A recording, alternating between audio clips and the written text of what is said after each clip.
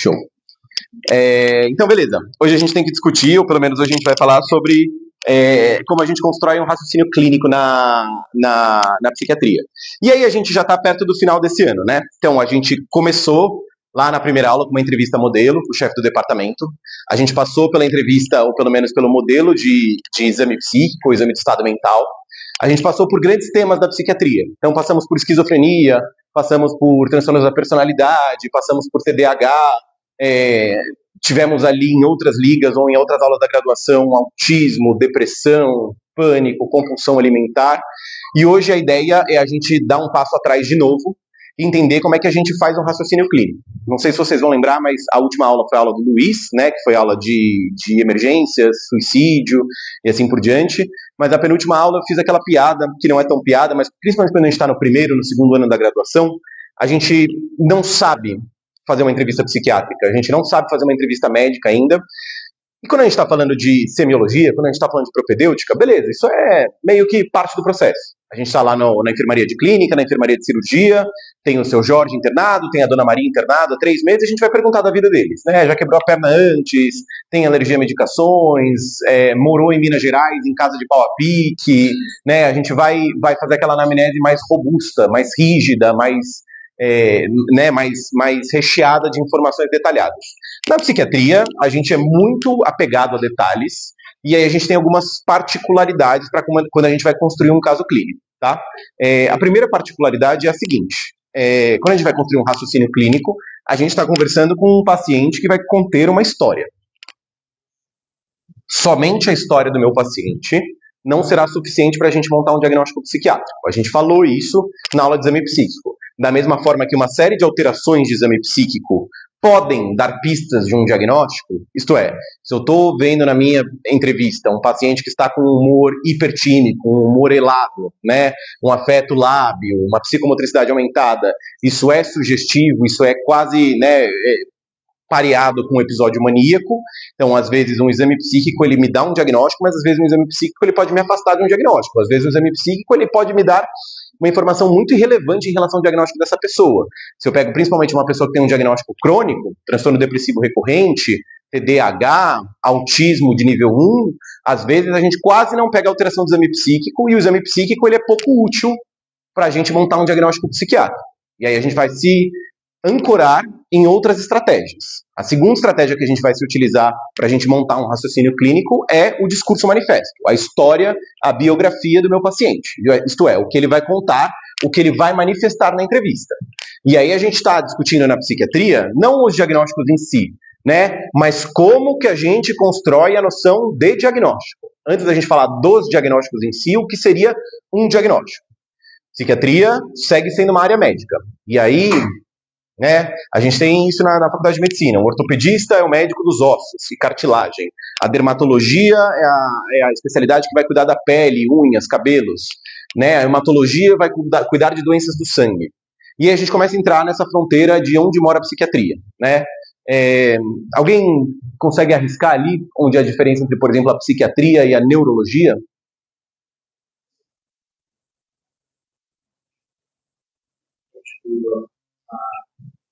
Não tem uma lesão no cérebro. Perfeito. Então, a psiquiatria, ela tem uma topografia que não é clara, né? Então, a origem da lesão, a origem da doença, pressupõe-se que está no sistema nervoso central, ou pelo menos é a teoria mais bem aceita hoje em dia, mas se a gente bater uma ressonância, se a gente fazer um eletroencefalo, a gente fizer uma tomografia, fundamentalmente, 99,999% das doenças psiquiátricas não vão ter alterações funcionais e estruturais. Diferente de AVC, Alzheimer, Parkinson, tumores do sistema nervoso central, neuroinfecções, que são os cuidados da neurologia, nossa especialidade ela não tem uma topografia, né? Ela não tem uma localização para o nosso sofrimento. Então, beleza, ali está a diferença entre a neurologia e a psiquiatria, ou pelo menos uma primeira diferença. O que mais é a diferença entre neurologia e psiquiatria? Tem síndromes demenciais que não geram alterações cerebrais. Tem doenças neurológicas, principalmente distúrbios do movimento, às vezes, que não geram uma topografia muito clara. E aí? Pode se tratar de uma coisa material.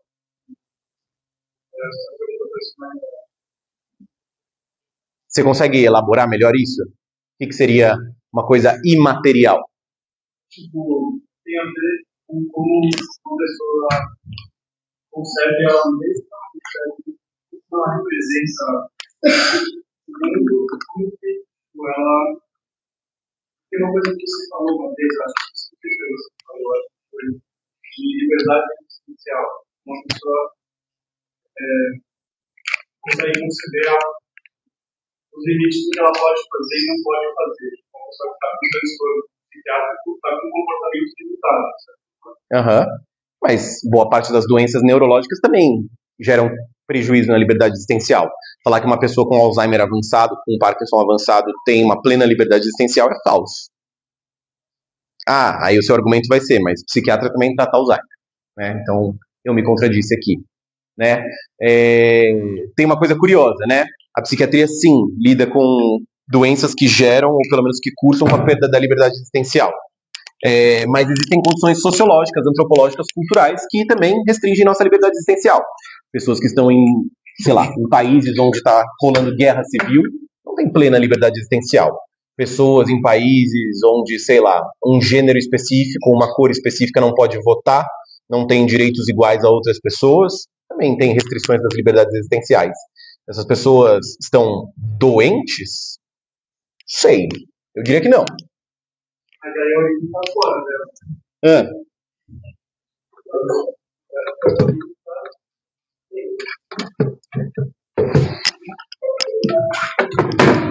Então, se eu estou no Sudão, se eu estou na Noruega, se eu estou no Brasil, se eu estou no Paraguai, eu deveria adoecer, ou pelo menos eu adoeceria em qualquer país, em qualquer região. É isso que você está defendendo. Não. É como se fosse independente do cérebro. A gente vai chegar lá, tá bom? A medicina trabalha com essa díade, né? De o que é saúde não é doença, o que é doença não é saúde, né? Como se fossem opostos, ou como se fossem 0-1, preto no branco, 8 ou 80, né? Na medicina, tradicionalmente, a gente tem duas matérias que a gente estuda isso. Eu não sei como é que tá a grade de vocês, na minha época talvez era um pouco diferente. Isso aqui era no segundo ano, primeiro semestre, e isso aqui começava no segundo ano, segundo semestre. E aí depois, ao longo do ano, a gente tinha, por exemplo, patologia de sistema nervoso central, patologia cardíaca, patologia nefrológica, assim por diante, ao longo do terceiro e do quarto. Né? Mas na medicina, tradicionalmente, a gente aprende primeiro o que é saudável, o que é normal, o que é comum, para depois a gente aprender como que a gente adoece. Né? Então, a gente primeiro entende como que o coração bate, quais são os impulsos fisiológicos, como que funciona um ritmo cardíaco normal, como é que a gente lê um eletro normal, para depois a gente aprender quais são os distúrbios de ritmo, quais são as bradiarritmias, como é que a gente lê, como é que a gente identifica padrões de elétrons alterados, beleza? Na medicina, ou pelo menos na psiquiatria, originalmente, a gente também fazia isso, né? A gente tinha uma área, no começo do século XX, dedicada a estudos da mente, ou estudos das vivências normais, aqui ficou cortado esse A, né? Que inferno. A psicologia se incumbia, ou pelo menos tinha como prisma ou tinha como base o psiquismo tido como normal, como estruturado, como saudável, e a psiquiatria surge para explicar fenômenos aberrantes, fenômenos de adoecimento, fenômenos anormais, que a gente classificou originalmente como doenças. Então, todo mundo que sabe que a gente vai tratar na psiquiatria, quando a gente pega os primeiros livros de psiquiatria, eles vão falar de doenças clássicas, né? A esquizofrenia, que antigamente era chamada de demência precoce, o transtorno bipolar, que antigamente era chamado de transtorno maníaco-depressivo ou psicose maníaco-depressiva. Né? Então a gente constrói na psiquiatria a noção do que é saudável no sentido de o que é oposto à doença. E a psicologia vai fazer o oposto. Eles vão construir o que é doença no sentido de o que é oposto a saudável. Mas é lógico que se a gente já tem alguma quilometragem na psiquiatria, a gente sabe que essas fronteiras elas não são tão claras, não são uma linha traçada na areia, a partir daqui você é um doente mental, a partir daqui você tem plena saúde, plena competência, você é o Dalai Lama, né? Existe algum lugar aqui de uma pessoa que não é nem adoecida, nem saudável, ou ainda uma pessoa que é adoecida e é saudável ao mesmo tempo, tá bom?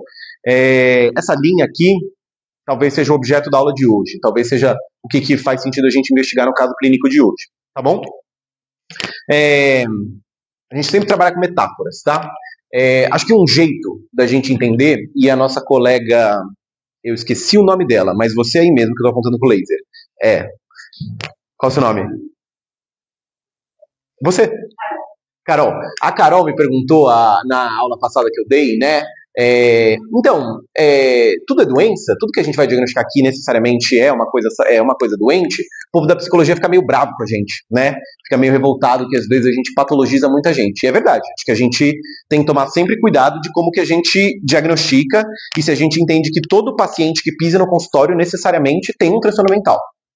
Tá? Eu vou fazer uma analogia aqui com constelações, né? Se a gente entender que a nossa vivência psíquica, que a nossa experiência humana, ela é infinita, tal qual o céu, tal qual as estrelas, o papel do psiquiatra seria a gente começar a investigar padrões. Seria a gente entender que esse céu é infinito, mas que a gente olha o céu de uma pessoa, a gente olha a infinitude de uma vivência, a gente olha a infinitude de outra vivência, e a gente começa a notar elementos semelhantes nessas infinitudes.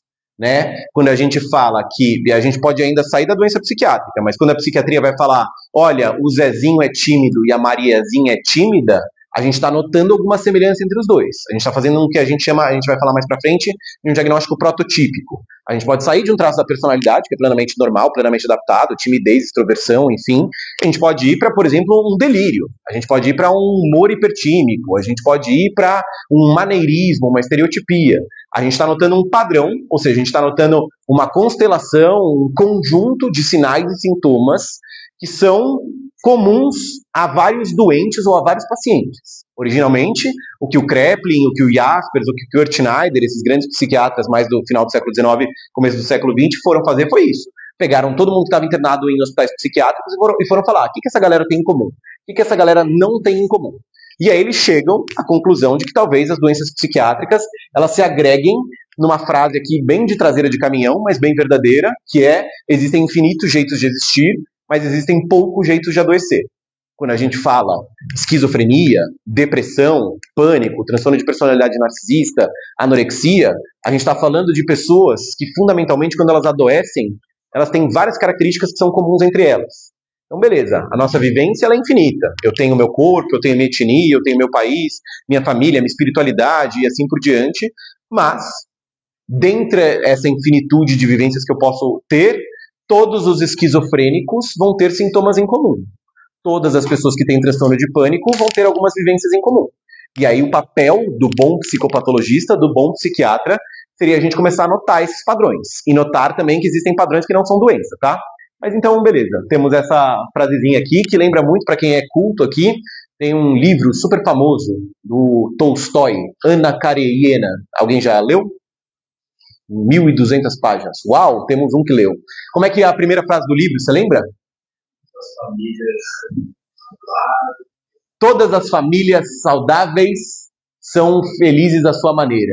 Não, perdão. Todas as famílias saudáveis são felizes de formas distintas. Entretanto, as famílias doentes são doentes, cada uma à sua maneira, né?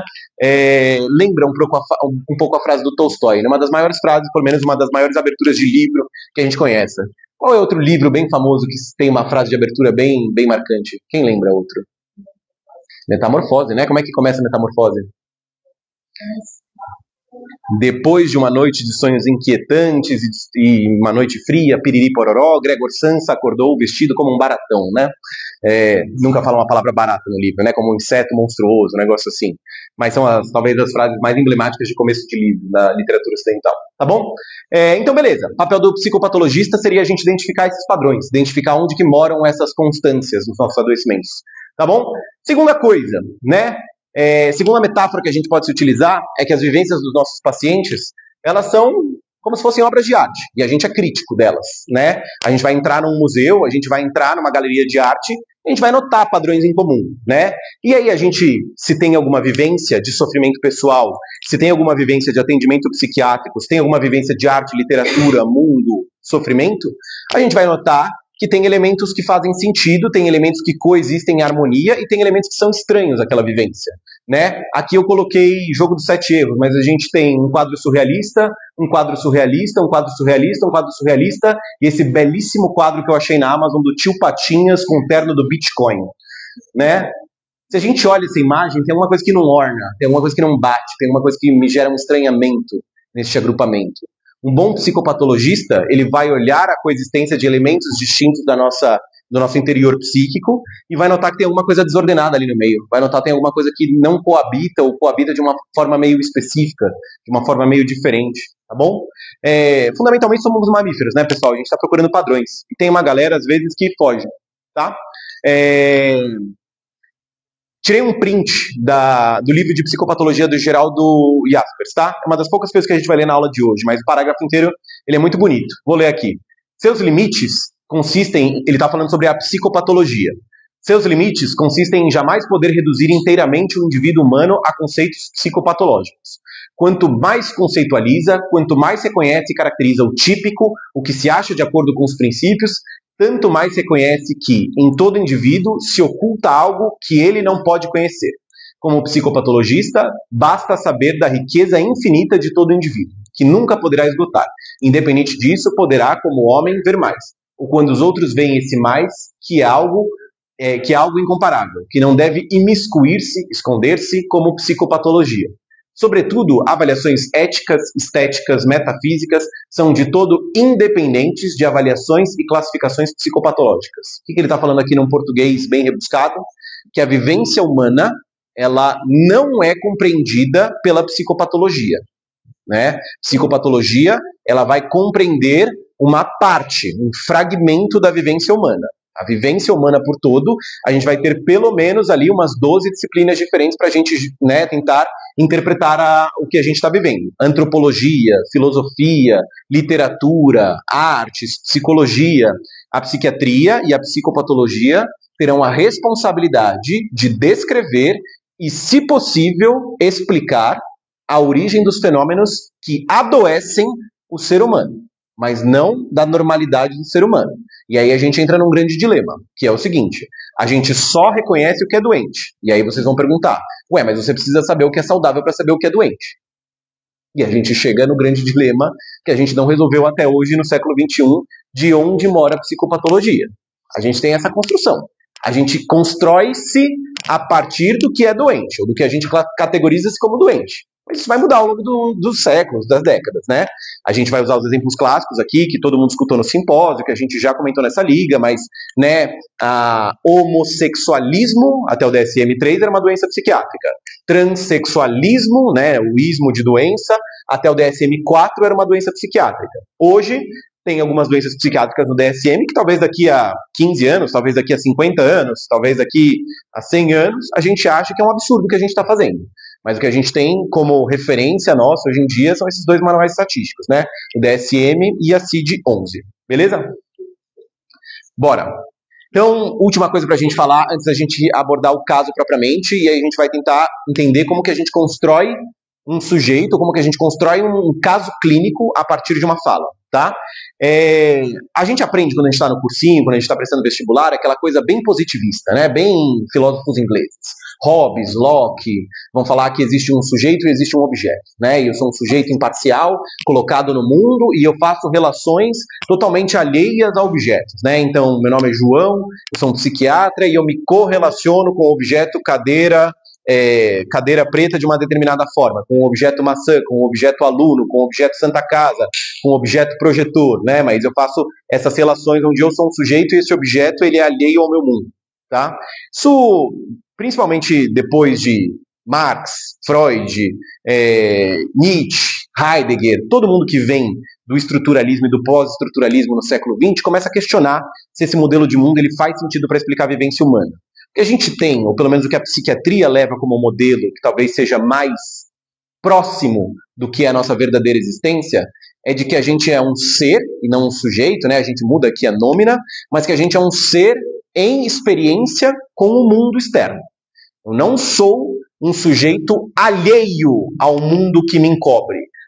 Eu faço relação com a cadeira e a cadeira faz relação comigo. Esquisito a gente pensar isso com objeto inanimado. Mas se a gente começa a pensar com objetos animados, ou se a gente começa a pensar com outros seres ou sujeitos, a gente começa a entender de que eu me relaciono com o mundo se relaciona comigo. né? Eu faço relações com o gênero feminino faz relações comigo. Eu faço relações com os meus pais fazem relações comigo. E que esse mundo e este ser, eles não são processos totalmente dissociáveis. Eu não existo sem o mundo não existe sem mim.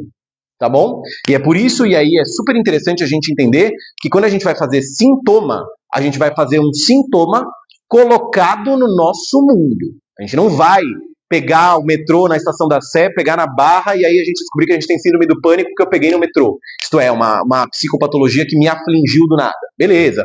Transtorno afetivo bipolar, esquizofrenia, TDAH, tem mais características genéticas, às vezes eu não escolho ter isso, piriri, pororó. Tudo bem, a gente admite que existem adoecimentos que são muito mais genéticos, mas todos os adoecimentos, eles são, se não são causados, eles têm relações com o mundo. Né? O jeito que eu faço psicose, se eu sou um esquizofrênico, ele é intimamente ligado à cultura, ao corpo, ao gênero, à família, à religião, ao acesso que eu tenho a serviço de saúde e assim por diante, tá bom? Por isso que quando a gente fala sobre psiquiatria, e eu sou um cara que foca muito nisso, vocês já sabem que quando a gente vai pegar uma depressão, a depressão no Brasil não é igual à depressão no Japão, que não é igual à depressão na Nigéria. A psicose no Brasil não é igual à psicose na Malásia, que não é igual à psicose na Rússia. Né? A psicose no homem não é igual à psicose na mulher. A psicose numa pessoa de classe alta não necessariamente será igual a uma psicose numa pessoa de uma classe menos favorecida. O jeito que eu me relaciono com o mundo fala quem eu sou e não só isso, ajuda a produzir e a reproduzir o meu sintoma. Tá bom? Meio filosofês, mas eu acho que é só pra gente entender como que a gente constrói um caso clínico a partir daqui. Beleza? E aí, beleza. Estamos aqui nesse modelinho de figurinhas de trânsito. Sou eu, um psiquiatra, e é um paciente que vem manifestando uma queixa, que vem manifestando um discurso. Estou mal, estou dormindo pouco, estou escutando vozes, tenho dificuldade de ir para a faculdade, estou sem libido, tenho crises de pânico, enfim, a gente vai ver dos mais componentes de sofrimento possível. Quando a gente está entrevistando um paciente, fundamentalmente a gente tem que se amparar em algumas coisas. Primeiro, a gente tem que se amparar nas coisas que são não ditas na consulta, né? A psiquiatria é uma das poucas especialidades que trabalha com isso, né? E aqui, pessoal, não quero que vocês entendam que a gente é detetivão, CSI, né? Por que você marcou consulta quarta-feira à noite e não ontem? Às vezes isso não tem qualquer relevância, às vezes isso tem relevância. Um cara que te liga desesperado terça-feira à noite para marcar consulta daqui meia hora, talvez o sofrimento dele tenha alguma urgência que faz sentido a gente pensar que ele precisa ser atendido rápido. Ou não. Às vezes é um cara inflexível que quer ser atendido naquele momento. Se ele não for atendido, ele vai para outro psiquiatra. Mas é interessante a gente pensar qual que é o senso de urgência desse paciente. Tá bem? Entender que esse paciente ele vem carregado de uma história que não necessariamente ele vai falar na primeira consulta, que não necessariamente ele vai abordar na consulta. Vamos falar de objetos que são finitos, pessoal. Uma consulta de psiquiatra, 1 hora, 1h30, 2 horas no nosso ambulatório, não cabe todo o conteúdo da vivência dos nossos pacientes. Às vezes a gente acompanha pacientes durante 2, 5, 10 anos. A gente não vai conseguir colocar tudo nos universos finitos das consultas. E aí, em tempos de inteligência artificial, pessoal, é o seguinte, a psiquiatria tem a impressão de que vai ser a última a ser substituída pelo ChatGPT. Vai caralho, né? Mas uma coisa muito louca, né? O ChatGPT não sabe o que fazer com a ausência. O ChatGPT não sabe o que fazer com o silêncio, né? Se uma pessoa responde rapidamente ou tardiamente, se uma pessoa falta na consulta ou não, se uma pessoa deixa de escrever uma resposta ou não, inteligência artificial mas está a quilômetros, está a anos-luz de descobrir o que significa isso. Enquanto para o psiquiatra isso pode ser uma arma diagnóstica, isso pode ser uma ferramenta diagnóstica muito interessante. Por que eu abordei tal assunto e o paciente não falou sobre o assunto que eu abordei? Por que o paciente teve uma predileção por ficar falando horas e horas da sogra dele? Ou de como ele tinha um sítio mal assombrado em Serra Negra? E assim por diante, tá bom? Nosso paciente ele é inserido num contexto cultural. Roupas, trajes, gírias, sotaques, vivências vão importar pra gente. Se o cara é do agro, se o cara é emo, se o cara é gótico, se o cara, né, tem algum tipo de tatuagem, se ele vem acompanhado de uma pessoa, se ele mora em determinado bairro, se ele mudou de cidade. Essa biografia ela é fundamental para a gente também compor a vivência desse paciente. Isso não vai ser dito, né, pessoal? Ninguém vai chegar no consultório e vai falar, sim, meu artista favorito é Gustavo Lima. Primeiro que dá um pouco de vergonha falar isso, né? Segundo que, né, às vezes fica subentendido, tá bom? Então, beleza, pessoal. Eu tô vendo um paciente e eu tô vendo coisas que o paciente não tá trazendo. Corporeidade, pontualidade, postura, sotaque, não dito. Tá bom? A gente vai lidar com o discurso manifesto, o que ele traz para a consulta, mas a gente vai lidar com coisas que não são trazidas para a consulta também. Tá bom? E aí a gente vai pegar um caso clínico meio padrão para a gente finalmente entender, depois de alguns meses dessa liga, como é que a gente constrói um raciocínio clínico. Então falei para vocês, quando a gente não sabe o que fazer, quando a gente não tem ideia de onde a gente está pisando, a gente vai metralhando o nosso paciente de perguntas, né? Conta aí da sua infância, conta aí do seu namoro, conta aí da sua vida, né, em Goiânia, conta aí de qual é a sua cor favorita. Você não sabe muito para onde atirar, você não sabe muito o que você está fazendo nas primeiras anamneses, e pelo amor de Deus, parte do processo. Quando a gente está aprendendo a entrevistar um paciente psiquiátrico, fundamentalmente, se você for minimamente interessado, o paciente se vincula, o paciente entende que existe ali alguma coisa em comum, tá? Frase do Vitor, que ele vai voltar nessa aula de hoje aqui, mas Vitor sempre fala, né? Um bom psiquiatra é um ser interessante e é um ser interessado, né? Tendo essas duas características, você consegue muito paciente, você consegue vincular muita gente, tá bom? Beleza. Vai chegar uma paciente, a nossa paciente hipotética aqui se chamará Ana, tá bom? Peguei Ana porque é a primeira letra do alfabeto, tá? A Ana vai trazer uma série de vivências na primeira consulta. E aí cabe a um bom psiquiatra, cabe a um bom médico, a um bom examinador, saber quais assuntos são relevantes para o diagnóstico, quais assuntos são relevantes para a gente compreender quem é essa paciente e quais assuntos não são relevantes, ou pelo menos não são relevantes num primeiro momento, né? Porque, enfim, tudo aqui pode ser relevante, né? Mas acho que se a gente vai chegar por um quadro específico, eu não vou gastar muito tempo num detalhe, sendo que talvez a gente possa abordar isso em outros momentos, tá bom? A gente tem uma consulta finita, afinal. Então é isso, vai chegar a Ana e ela tem uma série de assuntos densos a abordar, né? Amizades, trabalho, família, sono, corpo, relacionamento, gênero, hobbies, religião, né? Os assuntos que a gente pode ficar discorrendo com uma paciente durante 1 hora ou 2 horas são dos mais diversos. E aí cabe o bom psiquiatra, o bom ser humano, catar e entender por onde a gente começa, beleza? Então, beleza. Talvez seja o papel da psiquiatria ter a capacidade de distinguir quais esferas da vivência estão adoecidas naquele esquema, né, de constelação, naquele esquema de padrão, naquele esquema de reconhecer jeitões que a gente pode adoecer e quais estão fundamentalmente íntegros, saudáveis, não adoecidos propriamente, tá bom? Coloquei aqui uma frase, juro que esse slide eu não roubei do Ross, tá bom? Né? Mas Senhor, dai-me forças para mudar o que pode ser mudado, resignação para aceitar o que não pode ser mudado e sabedoria para distinguir uma coisa da outra. Quem que disse isso aqui? Cada vez o Brasil está menos católico. A gente pode errar, pelo amor de Deus. São Tomás de Aquino? Não. São Francisco de Assis, tá bom? Quem não é católico, ou quem não é tão praticante assim, é uma prece de São Francisco de Assis, um trecho de uma prece. Mas quem gosta de filmes de terror, quem gosta de peças de terror, já deve ter assistido Missa da Meia-Noite. Alguém já viu essa aqui? Netflix, é do Mike Flanagan. Super interessante, tá? Esse padre aqui é completamente do mal, tá?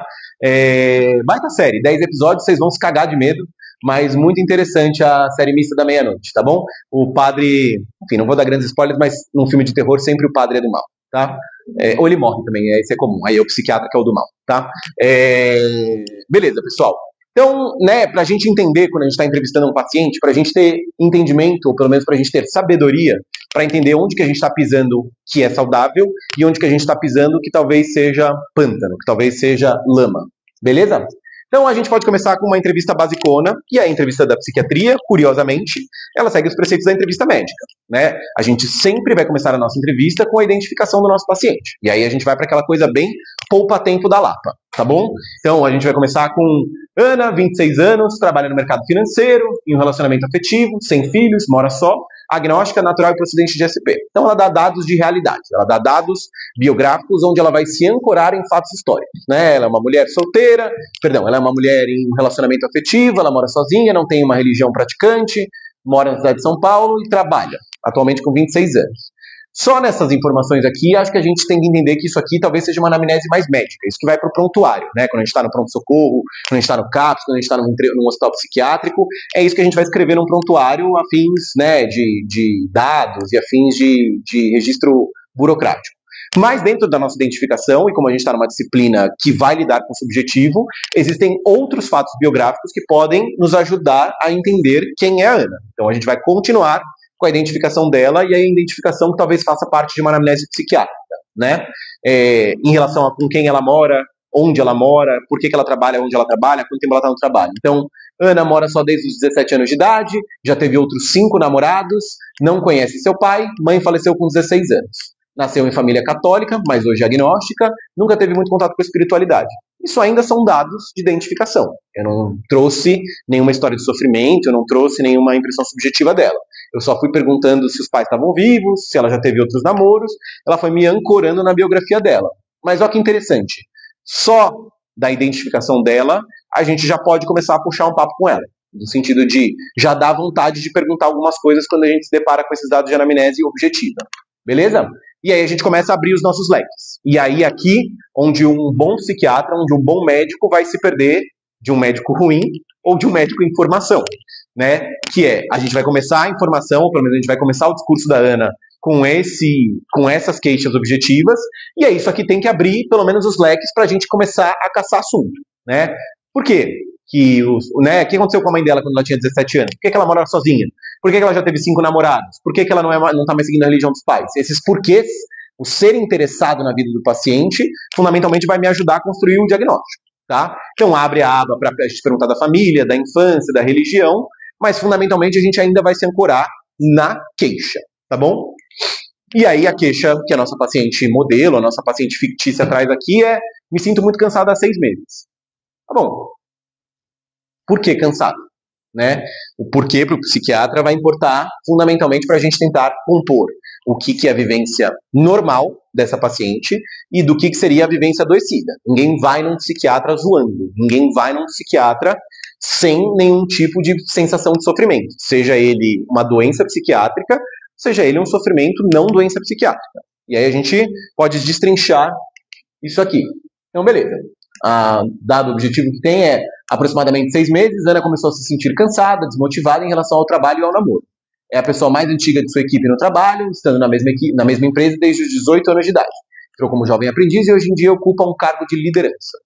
Então, beleza. Ela traz isso de informação objetiva pra gente. Estou muito cansada há 6 meses, e ela traz de que isso parece que está relacionado à desmotivação, isso afeta o trabalho, o namoro dela, e aí ela coloca no trabalho que ela está trabalhando há bastante tempo e ganhou um cargo ali, pelo menos no trabalho. A gente vai esmiuçar a queixa de cansaço, ou a gente vai também, ou pelo menos tentar perguntar por que a nossa paciente sente essa sensação. Então, coloquei 4 frases da nossa paciente aqui. Primeiro, tenho grande pressão em desempenhar bem. Não posso ficar sem emprego, pois não tenho familiares e todas as contas do dia a dia estão em minhas mãos. Tenho a impressão que trabalho 3 vezes mais do que meus colegas. São muito incompetentes, fazem tudo devagar e deixam muitos detalhes passarem. Nossos clientes não gostam disso. Estou tendo episódios quando assisto séries ou tomo banho onde sinto um aperto no peito, uma sensação de que morrerei, medo de que o prédio vai cair ou que eu tenho uma doença grave. Não acontecem no trabalho. Venho dormindo muito mal. Sinto que trabalho 14 horas por dia e o pouco tempo de descanso que tenho é conversar com as minhas amigas no celular. Fico até 1 da manhã trocando mensagem e acordo exausto. Então, ela traz componentes, ou ela traz um discurso que vai tentar compor, justificar a queixa dessa paciente. E aí, gente, estamos na primeira aula de como compor um caso clínico. A gente sabe que tem pacientes que são discursistas ruins, ou seja, eles têm uma dificuldade de expressar a experiência interna. Para fins pedagógicos, a Ana expressa muito bem a experiência interna dela, tá bom? Mas depois a gente vai aprender como é que a gente lida com um paciente que conta mal a própria história. Mas então, beleza, a Ana traz isso pra gente, né? Então, ela tem uma pressão grande para desempenhar, porque ela se vira sozinha, ela tem alguma coisa com os caras do trabalho que são todos incompetentes e só ela trabalha. Ela tem esses episódios aqui no banho, assistindo séries, onde ela acha que ela vai morrer. Esses episódios não acontecem no trabalho e ela passa muito tempo trabalhando. E aí? O que eu faço com essas informações? Partindo daqui, o que vocês têm vontade de investigar dessas 4 informações? Ou a gente pula para outras coisas? A gente vai perguntar do sono dela, a gente vai perguntar por que ela teve 5 namorados, a gente vai perguntar por que ela não é católica, a gente vai perguntar por que a mãe dela morreu. O que essas informações me trazem, me despertam interesse, me despertam uma vontade de ir a fundo? Sobre o que ela conversa com as amigas até 1 hora da manhã? Você está interessada nessa informação?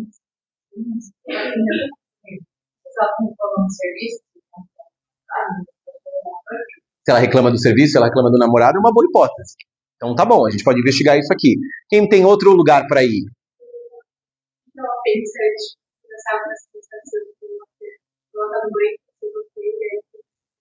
Uau, então o que que ela começa a pensar quando começam esses episódios, essas crises no banho, nas séries, que não acontecem no trabalho? Então o que que tá passando na cabeça dela, o que que ela tá fazendo antes? Beleza, acho que é um outro lugar interessante pra gente ir. Que mais?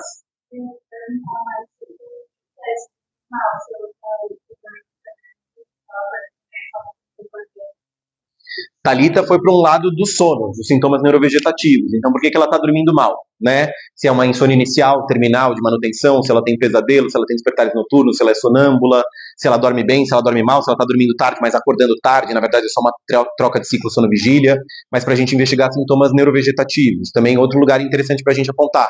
Quem mais pode apontar para outro lugar? Mais saliente. Uau, essa é boa. Então a gente pode devolver a responsabilidade para ela, se ela é uma boa narradora da própria história. Uma pergunta que a gente pode fazer é: Ana, disso tudo que você me falou, o que mais te incomoda? Ou disso tudo que você me falou, o que te faz trazer aqui, o que te trouxe aqui? Que é o cansaço, né?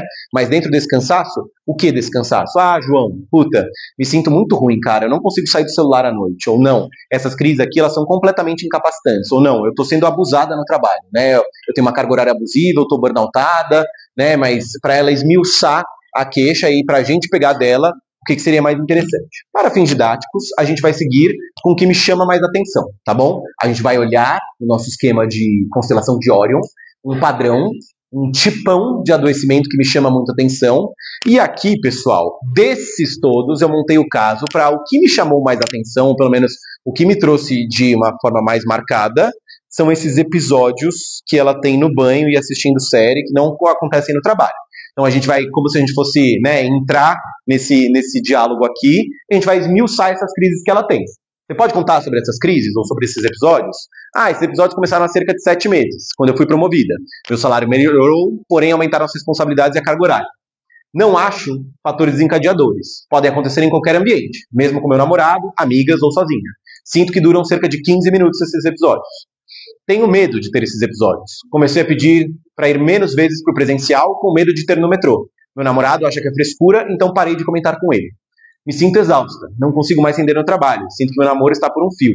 Não comento mais na terapia, pois tenho medo da minha terapeuta me achar repetitiva. Tá? Então a gente esmiuçou a queixa sobre essas crises, sobre esses episódios, e a pergunta da Carol, que foi do tipo assim, o que poderia desengatilhar esses episódios, foi respondida sem ser respondida, né? No sentido de ela não acha, cadê? Aqui, não acha fatores desencadeadores. Então, aparentemente, essas crises, esses episódios não tem um gatilho, né? O povo do Twitter chama isso hoje em dia, que eu acho péssimo, tá? Mas não tem um fator desencadeador para essas crises. Mas ela dá uma bandeira de como funcionam essas crises. O que chamou a atenção nessas crises dela? Quando começam. Então, ela está cansada há 6 meses e as crises começam há 7. E mais?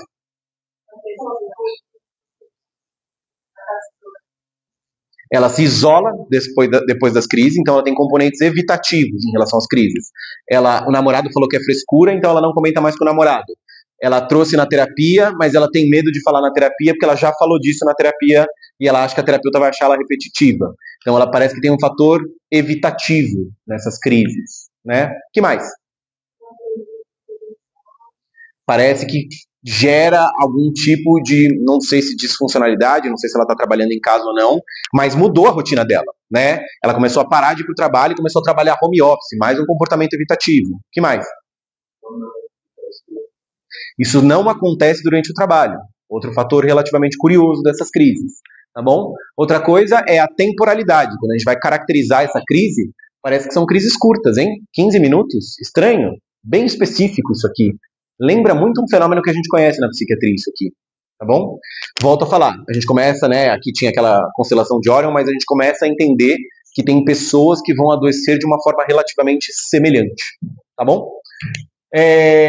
Vamos voltar um passo atrás e vamos pedir para a gente dar um contexto sobre essa ansiedade, sobre a vivência dela, né? Então, beleza, que a gente sabe que ela tem crises ansiosas, acho que ela dá isso muito claro para a gente. São crises que não têm fatores desencadeadores, que acontecem em todos os lugares, menos no trabalho, que são incapacitantes, que geram prejuízo, que geram comportamentos evitativos.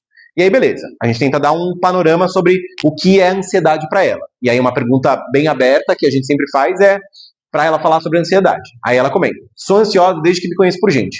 Quando eu tinha 6 anos, tenho lembranças de chorar ao me despedir da minha mãe. Não conseguia dormir na casa de amigas na escola por medo. Na adolescência, senti que meu medo virou vergonha. Nunca fui muito bonita, as pessoas na escola me chamavam de feiosa. Meu primeiro namorado expôs fotos nuas minhas na internet e desde então eu tenho muita ansiedade ao entrar em redes sociais. Namorei várias vezes. Todos começavam bem, terminavam em brigas constantes. Gosto das coisas do meu jeito, sou muito ciumenta. Se começa uma briga, brigo até o fim. Me arrependo sempre dos meus términos. Na faculdade, decidi que precisava dar certo na vida. Depois que minha mãe morreu, não pude depender nem dela nem dos namorados. Tirava notas boas, fazia resumos excelentes. Meu problema era com apresentações em público. Então a gente pede para ela dar um panorama do que seriam essas crises ansiosas dela. E aí, o que ela dá bandeira sobre a ansiedade dela, pessoal? O que de relevante ela trouxe na história dela? Então a coisa que tem que ficar mais marcada é que a gente pergunta quando que rola a ansiedade. Ela fala que tinha na infância, ela fala que tinha na adolescência, ela fala que tem nos relacionamentos, ela fala que ela tem no trabalho. Ou seja, parece que a vivência ansiosa ocupa a totalidade da temporalidade, da biografia da nossa paciente, e parece que ocupa a totalidade da vivência. Ou seja, ela esparrama a ansiedade não só para o trabalho, mas para o namoro, para o desempenho escolar, para o corpo, né, para a vivência com outras pessoas. Então parece que é um sofrimento, parece que essa ansiedade ela é parte constitutiva da vivência dela. Beleza? O que mais chama atenção nesse relato aqui, pessoal? Tá sempre em interações sociais? Sim, aqui sim. Então, nesse slide, de fato, as ansiedades vão aparecer em todos os lugares, mas quando ela está tendo crises, não. Ela tem crise no banho, ela tem crise sozinha, então não necessariamente está relacionado somente a desempenhos sociais. Mas beleza, aqui ela dá na biografia dela que totalmente condizente com relacionamentos. Eu achava estranho que ela foi julgar há 6 anos e o pai dela era ausente. Aí eu entendi, tipo, porque ela foi morar sozinha por 7 anos e ela morou durante o período. Interessante isso, da gente pegar, ou pelo menos da gente resgatar o que está faltando na história, né? Um bom psiquiatra vai saber, ou pelo menos vai ter algumas vivências de mundo básicas, né? É comum a gente ver um adolescente de 16 anos no Brasil morando sozinho? Não. Geralmente vai morar com um familiar, com uma avó, com uma tia, né? Pra gente ver uma pessoa muito cedo saindo de casa, alguma coisa tem que despertar a nossa atenção, né? Se é um paciente que chega por um motivo específico, se é um paciente que tem uma profissão específica, às vezes as vivências de mundo vão dar bandeira pra gente do que vale a pena a gente investigar. Mas esse slide tem uma outra coisa interessante que ninguém trouxe ainda até o momento. O que mais que esse slide traz de relevante? Ela sempre se arrepende dos términos? Por que isso é relevante? Uma pessoa impulsiva?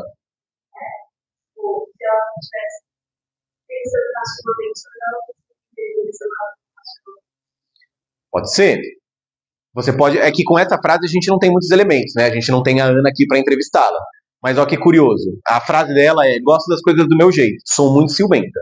Se começa uma briga, brigo até o fim. Me arrependo sempre dos términos. Dá a entender de que ela talvez não quisesse terminar, né? Ou pelo menos essa frase dela dá do tipo assim: ela inicia uma briga, fala que vai terminar, não sei se ela que termina, não sei se seu namorado termina, mas volta com um sentimento de culpa.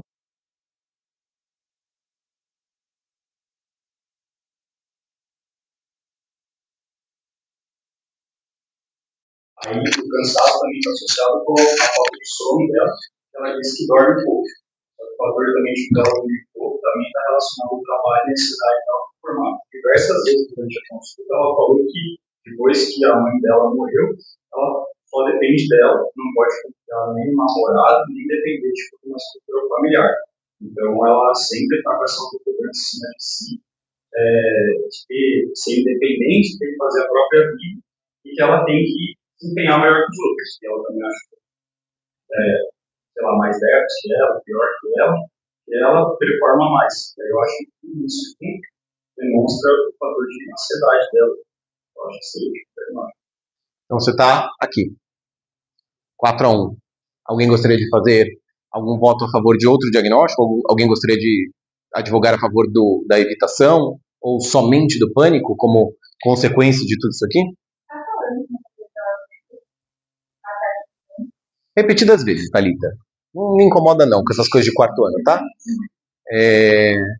Repetidas vezes, só pra gente manter a nossa discussão, tá?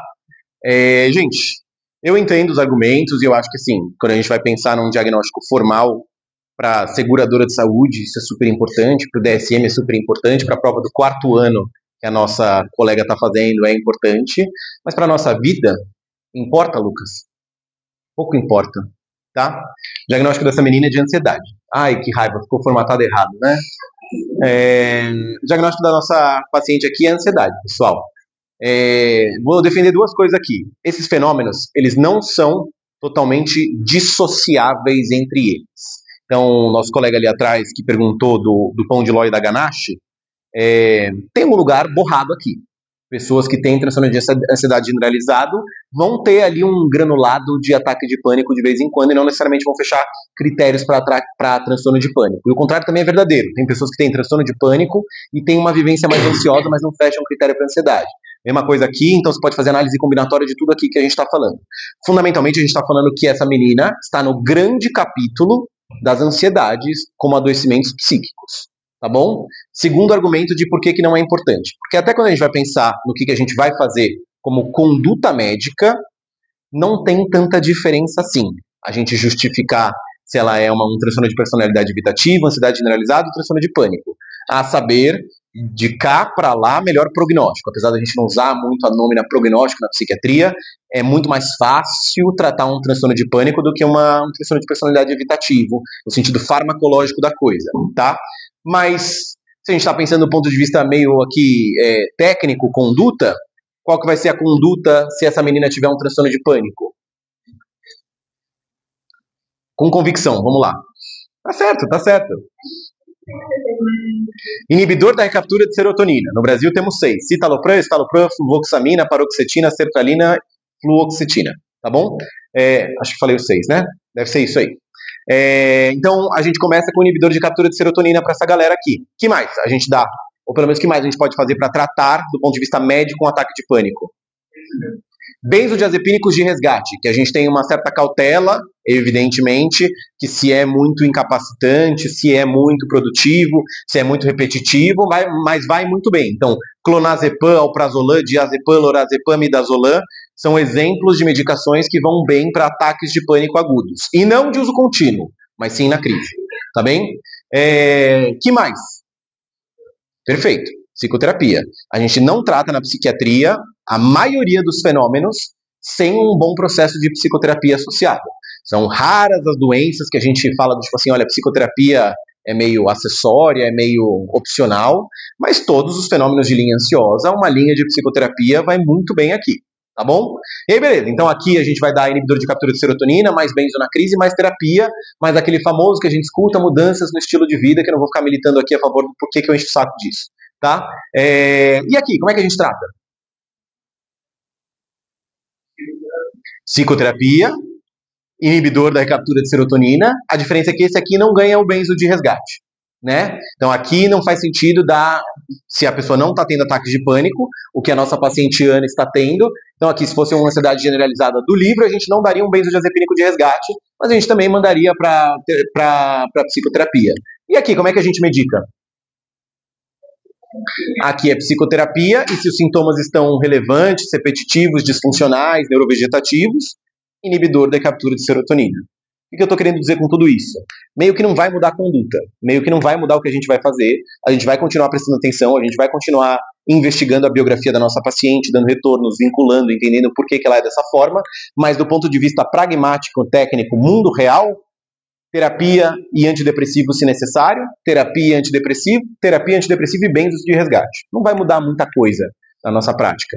Então, faz sentido a gente ficar divagando sobre diagnósticos na nossa prática clínica? Em algumas situações específicas faz, mas na maioria delas não. Vale a pena para a gente estudar para o 4º ano, porque cobram de vocês, vale a pena porque a prova de residência tá coisa de maluco e tudo mais. Mas a nossa prática clínica, meio que tanto faz o nome desse diagnóstico aqui, ela é uma ansiosa. A gente vai tratar ela do mesmo jeito. Tá bem? Beleza, pessoal? Dúvidas, angústias, questionamentos? Meu passador de slides. É porque eu montei, não é no PowerPoint essa apresentação. Então, é isso, pessoal. Por hoje é só. Tudo bem?